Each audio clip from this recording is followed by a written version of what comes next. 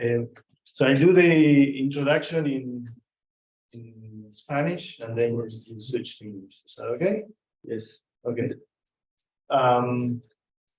Bueno, James Desaegher está de visita acá desde hace ya más de un mes. Viene de Francia, en este momento es investigador en el INRAE, el Instituto Nacional de Investigación en Agricultura, Alimentación y Ambiente de Francia, que tiene sedes en distintas ciudades del país. Él está en este momento como investigador en la sede de Avignon. Y antes, él es ingeniero agrónomo, hizo un doctorado en ecología, estudiando ecología y evolución de interacciones planta-polinizador. Hizo un postdoc o dos, al menos trabajó en dos temas distintos en su postdoc, en el INRAE también de Toulouse, otra ciudad del sur de Francia, donde por un lado estudió indicadores de biodiversidad en agroecosistemas, y por otro lado estudió, usó modelos espaciales para modelar los servicios de polinización en paisajes agrícolas. Y en general está interesado en interacciones planta-polinizador, en la botánica, en la entomología, y en aplicar ese conocimiento a entender los servicios de polinización en sistemas agrícolas, ¿no? Trabaja mucho en agricultura. Hoy nos va a contar, creo que voy a cerrar acá porque hay mucho ruido. Nos va a contar sobre su trabajo que está haciendo, sobre estas fajas de flores silvestres que suelen ponerse en los bordes de los cultivos para promover los servicios de polinización. Entonces, parte de lo que está haciendo acá tiene que ver con eso, y bueno, ya nos contará. Y bueno, además de todo lo que les conté, a James le gusta escalar la montaña, hace escalada en roca. Si tiene suerte, si tenemos suerte, el domingo vamos a ir a hacer una caminata. Está desesperado por ir a conocer las montañas altas, y quizás vamos a hacer una caminata, si todo va bien, en la que vaya de Matienzo. Y también le gusta caerse en las acequias en bicicleta, o sea, tiene una experiencia, pero bueno, eso les contará él.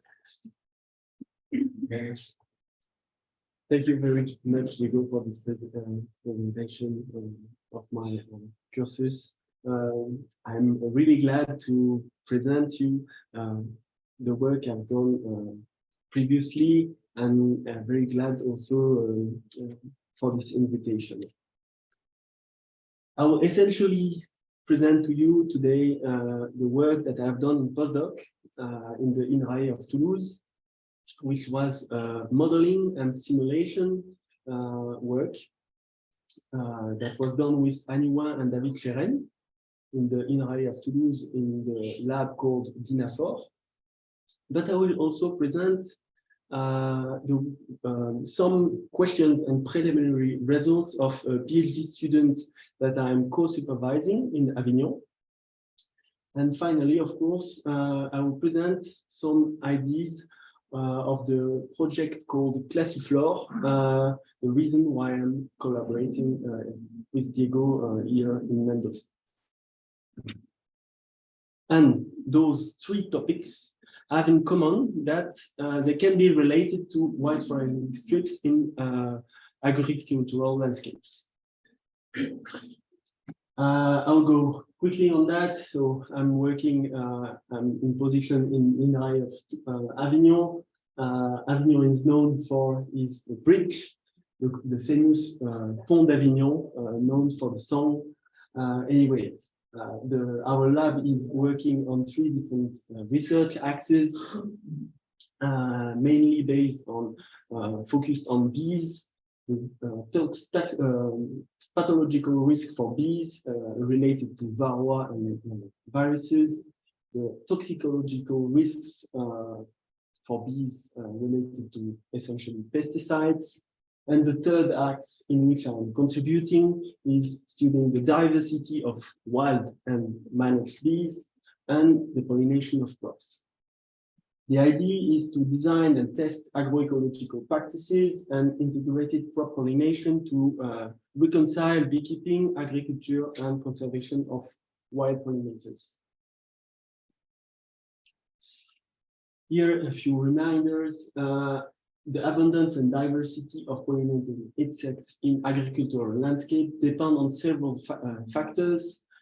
Among them, you find the diversity and richness of crops, the farmer practices in agricultural fields, the presence and spatial organization of agroecological infrastructures, in particular semi-natural woodlands, semi-natural wooded elements and semi-natural herbaceous elements, among them permanent grasslands, flower strips, flower plots, etc. More precisely, wild bee populations need, wild bees need in landscape 3 different kinds of elements. The first one is the existence of nests. Most of bee species are nesting underground, like ants, and some others are nesting in cavities of dead wood, of shells, in stems of plants, in cavities in walls or in cities, etc.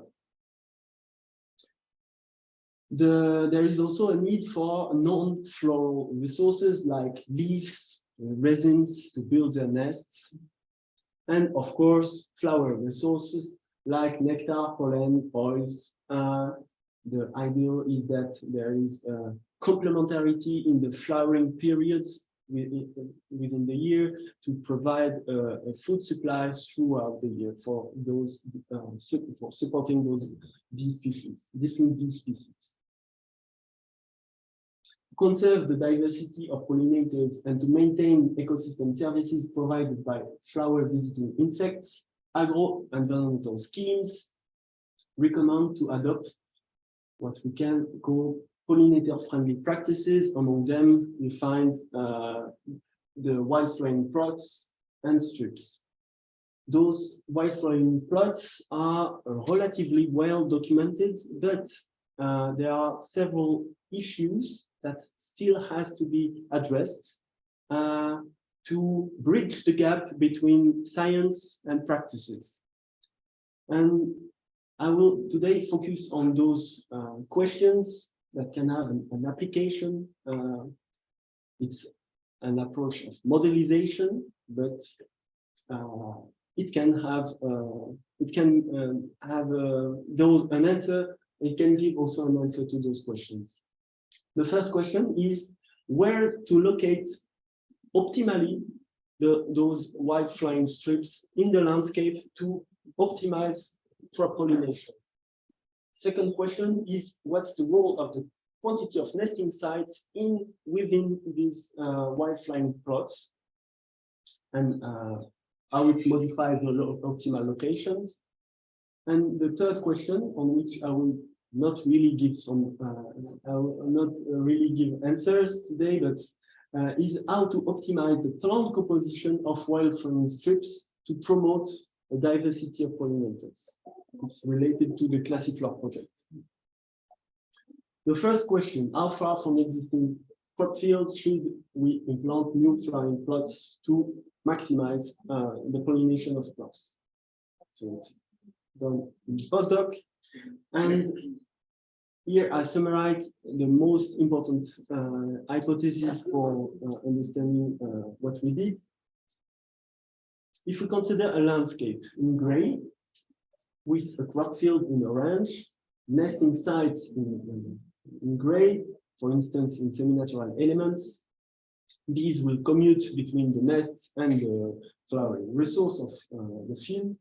If we now implant a new flowering plot, the first hypothesis is a division of bees among the resources. It's called a dilution. We can call that a dilution of bees. An extreme case would be concentration on the new flowering strip, because more attractive than the crop, for instance. It's also called the Circe principle. In reference to the Greek mythology, Circe was a famous magician. She was an expert of drugs and also poisons, and she distracted Ulysses' crew from returning home. And it's a bit the same. The new flowering plot is distracting visitors to go to the crops. Another factor important is that when we implant new flowering plots, it will increase the available food in the landscape, and it can increase the population size, which can counteract the dilution effect. A third factor is, of course, now I consider the concentration hypothesis, the distance between the crop and the new flowering plot. If the distance is small, we can sometimes see what we can call a spillover, so there will be more visits to the crop field. To test those hypotheses, we used a modeling approach. We used an existing model, which is called INVEST, which is a spatially explicit model. We say that because it's based on a land use map as an input data. Here we created our land use map for our study area near Toulouse, using different datasets, French datasets. I will not go into the details here. There is other input data, which is the attributes of each land use in terms of the density of nests, in terms of the density of flowers. We parameterize that on the base of expert opinion of different experts, which are us, and also based on the quantity of nectar produced by crops, based on datasets.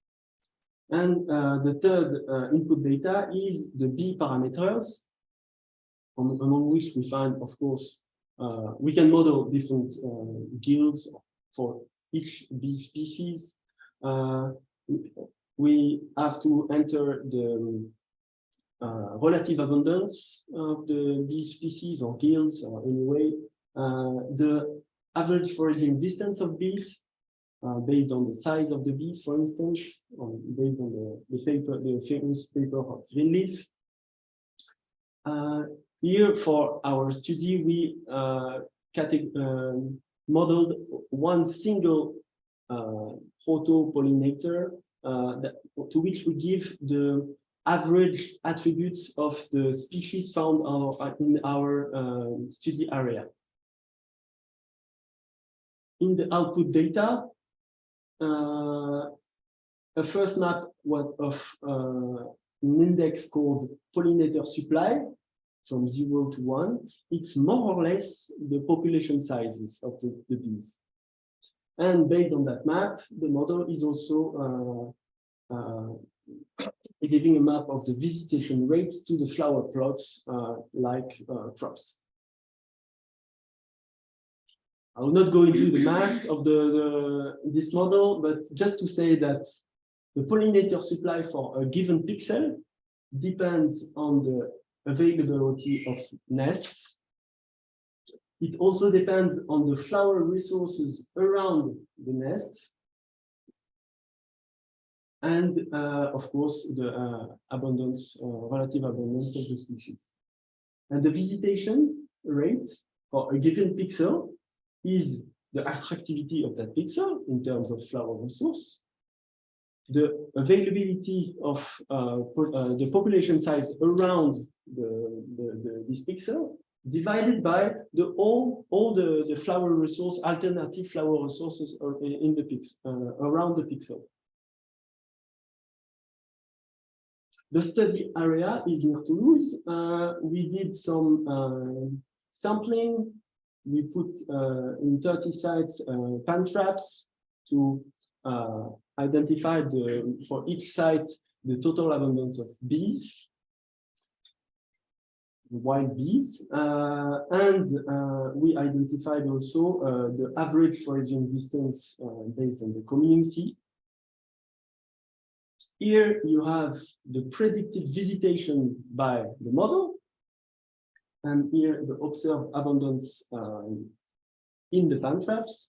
We have a positive relationship, significant, and we explain nearly 30% of the variance, which is classic in landscape ecology, the percentage of landscape effect on biological data like abundance or diversity. It's quite classic.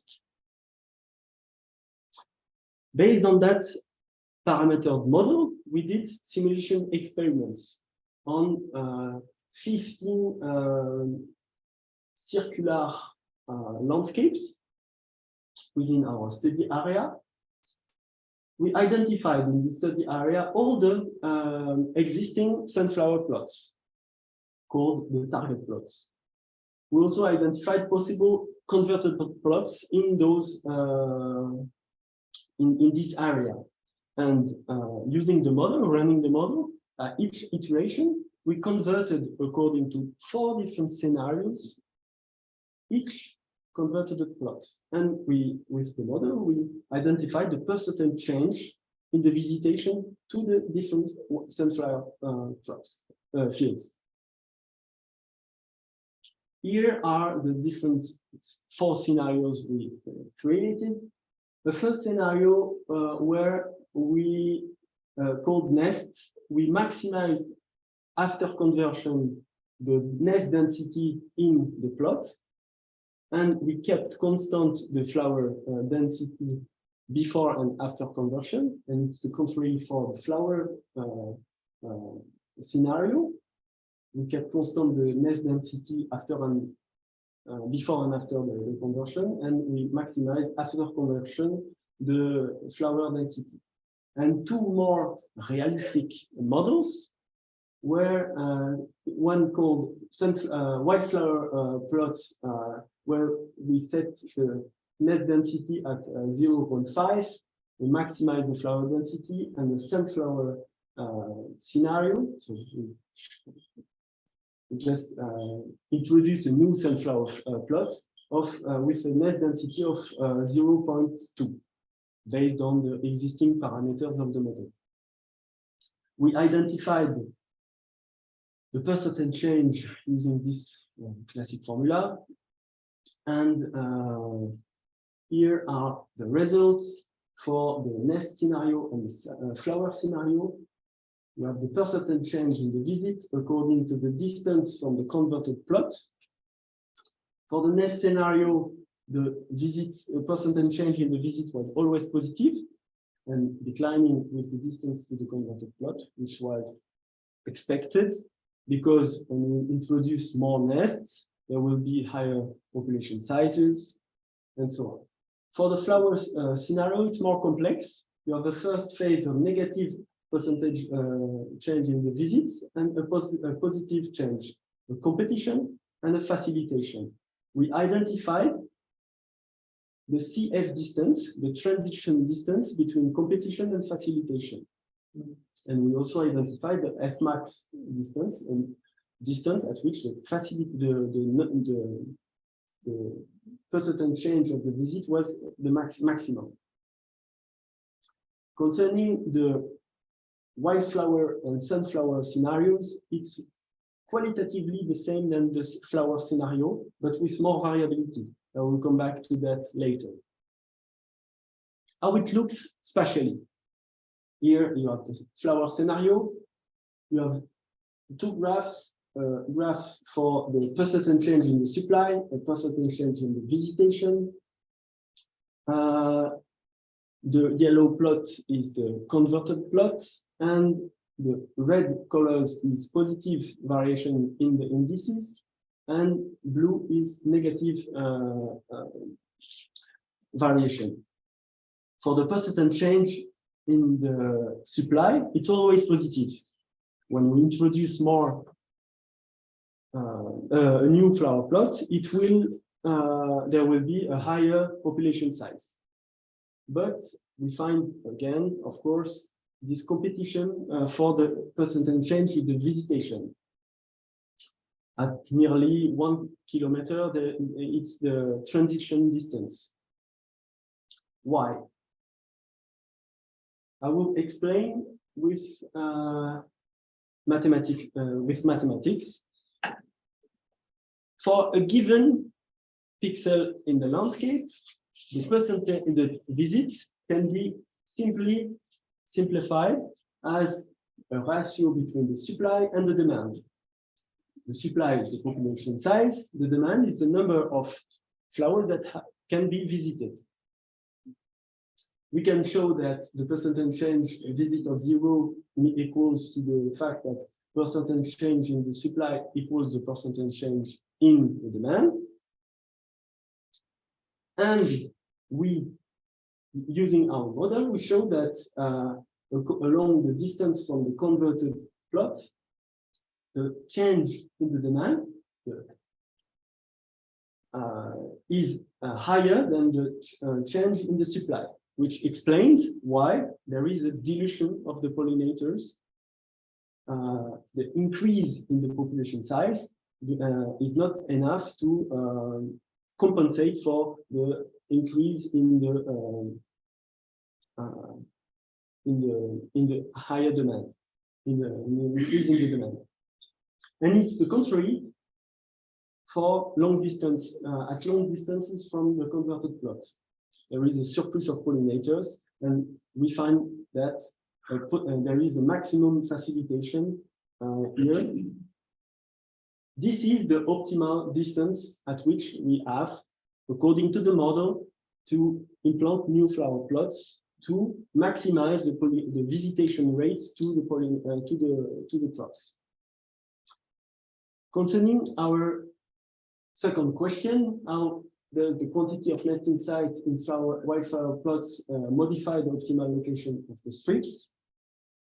Back to these curves, we consider introducing a wildflower plot with few nesting sites, and iteratively we increase only the quantity of the nesting sites. And we see that the percentage change in the demand do not change because it's always the same quantity of flowers. But what change is of course, the percentage change in the supply. And you see the CF distance is decreasing. The extreme situation is when we only add nests and we do not add flowers. The demand is 0, the change in the demand is 0, and the change in the supply is increasing when it's close to the converted plot. And we find back our results concerning the nest scenarios. We identified a mean distance, CF distance of nearly 800 meters with, when we introduce wildflower plot without changing the quantity of nesting sites. And a maximum Fmax distance of nearly 1.2 kilometers. So that's the optimal location. But when the wildflower plot is having more nesting sites, of course, there will be less dilution of pollinators, higher population sizes, and the CF distance is decreasing.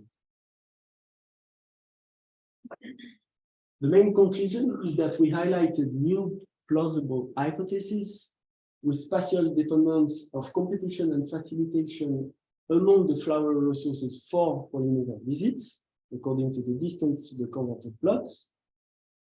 Implanting new flower plots can increase or decrease the visits to the surrounding crops. It's interesting, and it's important to we highlighted that promoting new nesting sites in wildflower plots is crucial to counteract the dilution effects among the flower plots. Of course, it's only a model. It does not account for everything. And one big issue for the INVEST model is that it does not account for intra-annual variance, temporal complementarity in the flower resources. And also, it does not account for the population dynamics of bees across different years. So, several big issues, but we highlighted an interesting hypothesis that can be tested empirically now. It has to be done, this empirical work. Concerning empirical work, I am currently co-supervising a student which is called Estelle Bridou in Avignon. And she is trying to identify what are the effects of wildflower plots on the exposure of pollinating insects to pesticides first, and also on the pollination service to in apple orchards. Our study area is near Avignon, in the valley, in Basse Vallée de la Durance. There are lots of apple orchards, pears also. It's quite intensive from an agricultural point of view. We identified 4 sites around new implanted wildflower plots that were implanted in last October and in March. We sampled at different distances from these wildflower plots. We did transects to identify the abundance of different bees. We also studied the pollination of apple trees at different distances. And here on these preliminary results, but we can already see some trends for orchards close to the wildflower plots. It seems that the abundance of total insects is more important based on the transects, and then the orchards far from the wildflower plots. When I say all insects, we have to understand that it's essentially Apis mellifera, but we also did it on wild bees, and it's quite similar. For the the pollination of apple trees, here the initial fruit set, because we have to wait for the final fruit set. But it seems that there is no really competition of the wildflower plot to the apple trees. So it's good news for farmers, and yes, it's a relatively good news for farmers, but it has to be confirmed with further analysis and further experiments. The future question for Estelle will now be concerning the pesticides exposure if wildflower plots do not constitute an ecological trap. Rapidly, the third question, how to optimize the plant composition of wildflower plots to promote a diversity of pollinators. As I said, it's related to the Classiflore project. The reason why I'm collaborating with Diego and the reason why I'm here today. The goal of that project is to identify a new functional classification of flowers and visitors to better understand the functional complementarities among plants and to predict plant pollinator interactions at the scale of the morphotypes. A possible application would be to optimize wildflower plots to go from this scenario in red, with the number of plant species versus the number of pollinator species, to the scenario more linear to maximize the pollinator diversity. Concerning the methods, it will be based on analysis of existing databases, different databases from different science projects, but also from citizen science projects. The idea is to have an approach which is hybrid between mechanistic and probabilistic, and to end up to a morphotype interaction model. Here, possible output, theoretical output.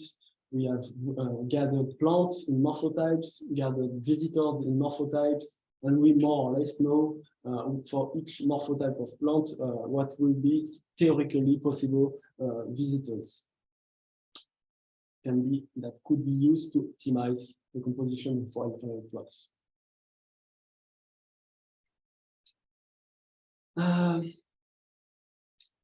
What's the point in doing a new classification of flowers? The classification of flowers is important for, I think, because flower morphology is complex. It's composed of different elements of size, shape, and location of different resources, nectar, pollen. Those elements also interact together, and according to the morphology and behavior of visitor, define the accessibility of flower resources. Currently, the functional diversity indices do not really correctly account for qualitative traits, especially shapes of flowers. Do not account for trait interactions. Here you will see an interaction that I showed between the corolla width and corolla depth for insect richness. There are interactions that has to be accounted, and also they do not account those indices for the size thresholds. Here, an example of the thresholds that can be found for tongue length for different guilds of pollinators, different taxons. That we are expecting similar discontinuities for flower traits. And that's the rationale behind doing a classification, the existence of discontinuities. The new classification should be quite easy to understand, so that it can be used more easily by landscape managers, with, for instance, plant flowers with pollen and nectar are difficult to access, flowers with pollen easy to access but not nectar, and flowers that all resources are easily accessible.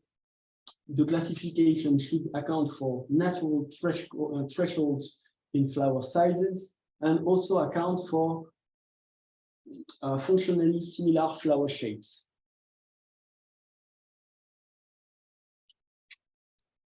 Basically, the project will be divided in two big parts: calibration of the classification based on particular datasets, and a validation using a validation of the prediction of the classification, the model, the interaction model based on different datasets.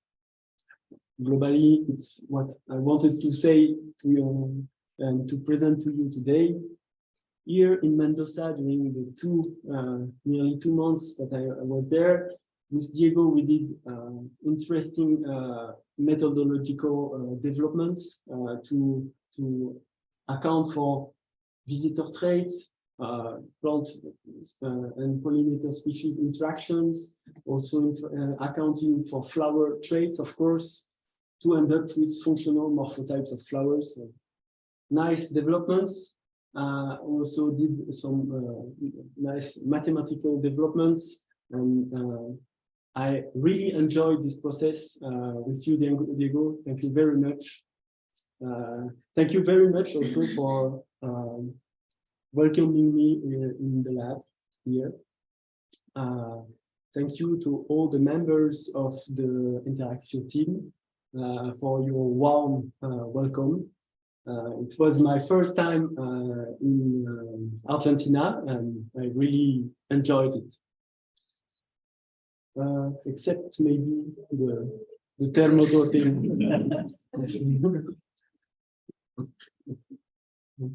Thank you very much for your attention.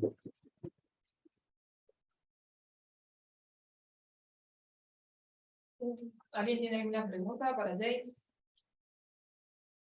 No sé si hay. No, no hay. Yo tengo alguna. Okay. So I have several questions. So the first one is regarding the modeling, the landscape modeling. Mm-hmm. So you found that there was like an optimal distance of the trips, of the trips to the crop to maximize the benefit. But landscapes are complex, and so different fields will be at different distances, then you will have different strips. So how can you compromise all this and apply it to real world? Yes. scenario? You're right, Diego. All the graphs were based on one target field, and we have different distances to the converted plots. So it's one field, but I didn't present that here. Also did scenarios where we modified multiple, converted plots, and we look at the impact on multiple flower crop fields. So the results are more complex to present, but we also did that. And the model is, of course, it's possible for the model to do that.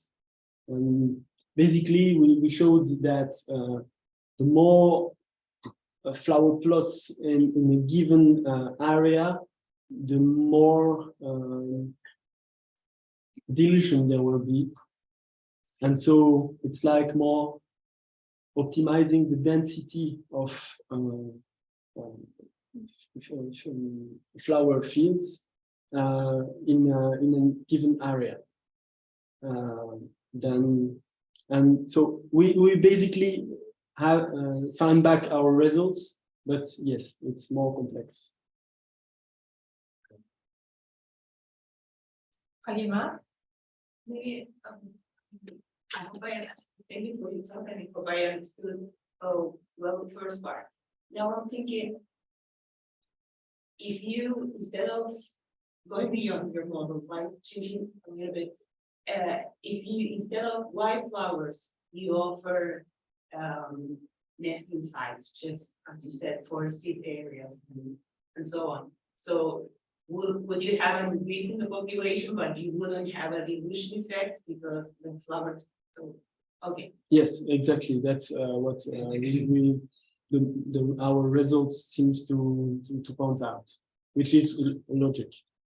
Okay.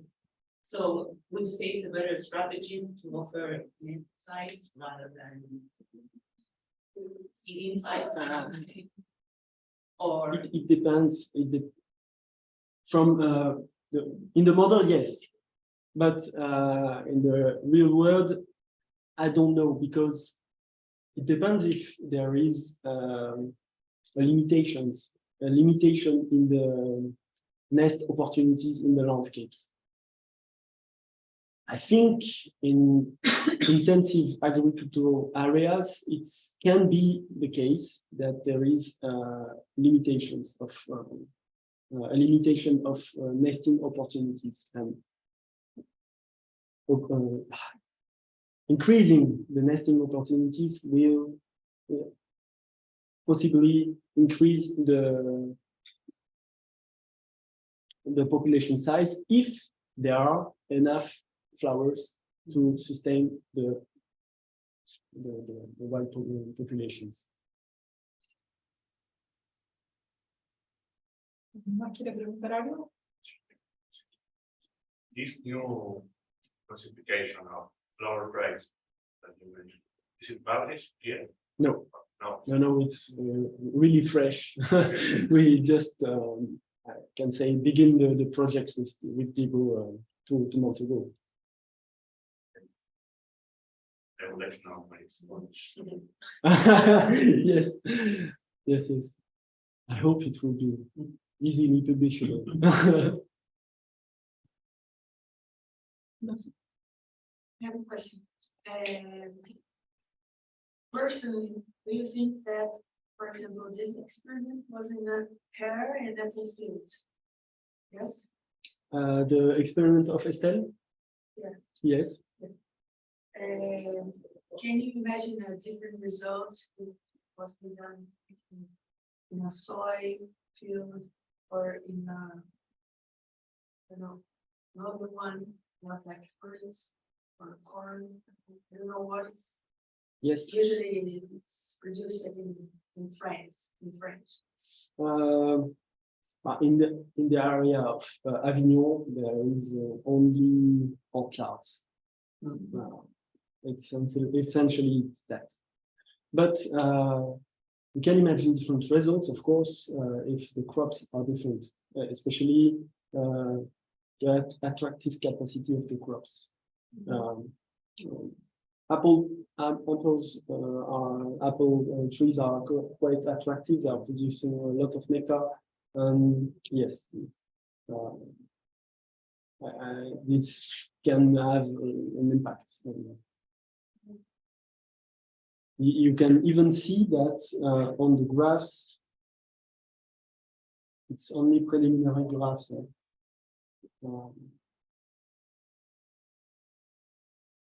That the abundance in the wildflower plots is less important than in the orchards. But yes, as I said, it's really preliminary. It's like 1 month ago, a student, a master student did it, and it's really it has to be confirmed. And those flowers, and like I don't know, the first slides that you present, and picture of the crop and the flowers. No, the wall of flowers. Those are native and they are always there, or I don't know, every year. Or how is it? One of the first pictures Yeah. you see with the flowers. It's yes, it's a picture that is often used when we are studying wildflower plots. It's in Switzerland, and you can see it in the middle of a wheat field, which can be a bit strange. But I don't know exactly the composition of that wildflower plot. But the idea is that we use adapted plants to the local context,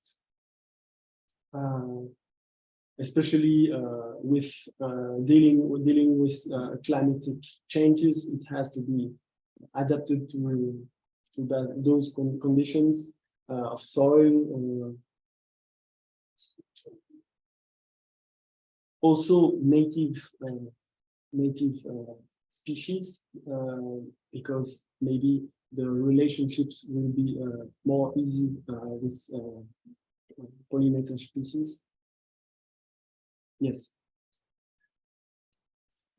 But in the wildflower plots from these experiments, we decided a composition which was there was some picriss. I don't know. It's an yellow Asteracea. There was also a Fabacea, a Lotus corniculatus. There was Sinapis alba, which is white mustard. And sometimes, but it was coming from previous years, there was still Phacelia. Here, it's essentially the effect of Sinapis alba, the white mustard, which was really developed at the same time than the flowering of apple trees. And at the end, the Phacelia was more flowering than the Synapissalda. Yeah, it seems important to us also to manage the flowering periods so that we have the longer flower period possible for all these. That's really important. But there are some issues, technical, why only mustard was flowering and not the piqueries and lotier. We don't know, maybe next year we'll see. So it's quite complex studying that. I don't know if I gave a satisfying answer. ¿Alguien más tiene alguna pregunta? En el chat no hay. Several, but I can ask one. So, if we wanted to apply this kind of, so they use wildflower strips in region, a dry region like this one, where you have agroecosystems that depend on irrigation to produce crops, surrounded by natural vegetation that is very different, dry, that has no irrigation.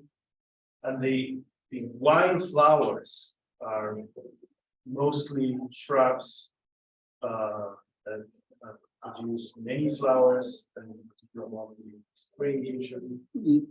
You have some herbaceous plants, but they usually are not, they don't represent the bulk of the available flowers. So do you think this kind of method to attract pollinators to crops would work in a place like this? Or would it be better just to focus on the nesting sites? What would you think? It's a quite complex question, but yes, you are pointing out the importance of shrubs and more wooded elements of the landscape. Here we were more focused on herbaceous plants. It's easier to manage herbaceous plants, of course. I don't know if it's really, yes. Maybe I don't know, focusing only on nesting sites without taking any account of the availability of flower resources. It's, as I said in the beginning of my presentations, both of them that has some flower resources, nesting resources, and material for building also the nests. We saw that in Marseille, that there was some bees nesting in shells of snails, and they were using the resins, the pines, to close their nests. So without resins, it's not possible to build this nest, and the bee species is not possible to be there. So it's quite complex. Yeah.